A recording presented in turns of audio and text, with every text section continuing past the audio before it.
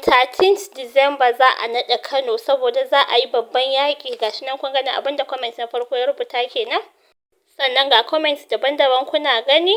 Na farko kamar yadda kuke gani ya ce lamarin Kano fa sai dai mu ce lakamta summa lakamta, amma tabbas an ci kai. Comment na uku ya ce 13th December ai Friday ne. Ina jin gwamnatin Kano ta sha wiwi. To, comment na farko a nan ya ce akwai rikici a Kano.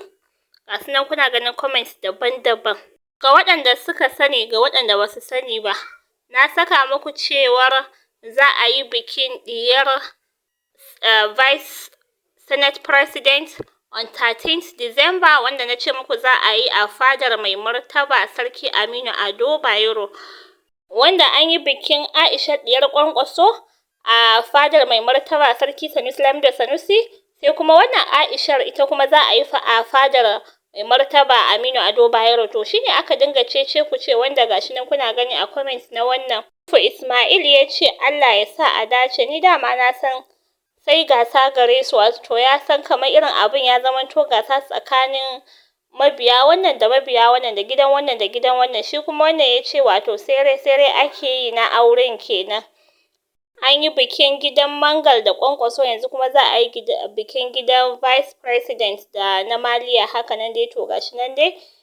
To shine kawai yau aka tashi kwatsam da sabon sanarwa, wanda gashi nan kuna gani. Sanarwa ce ko na ce katin gayyata ce daga Sarki Sanusi Lamido Sanusi, wanda akan shi ma zai yi bikin cika shekara 10 akan mulki a wannan rana 13th December. Sai dai abin da ya kawo cece-kuce kuma a nashi katin kamar da kuke gani 13 din an rubuta Saturday.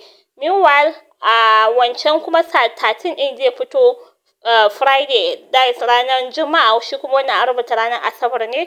To shi da ake ta kan maganganu haka nan, amma ku me za ku ce, kuma menene tunaninku akan wannan lamarin? Comment na farko a nan ta ce 13th December na Thursday, wai ranar Alhamis ne 13th December. Tunda dai abin ya zamanto gashi nan ne.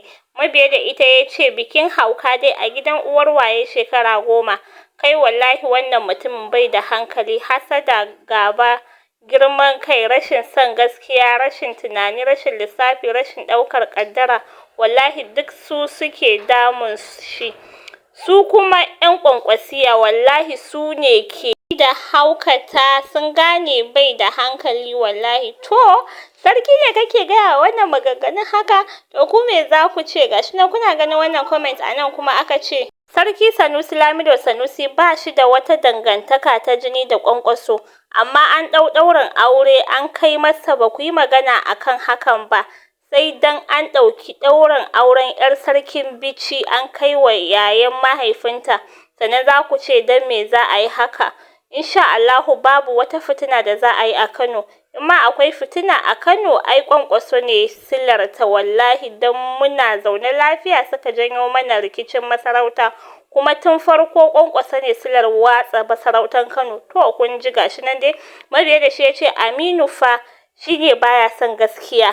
Su kuma APC ba su da kai, suna tada tarzoma. Gashi nan kuna gani ya bayar da dalilin shi, ku karanta da kanku me za ku ce.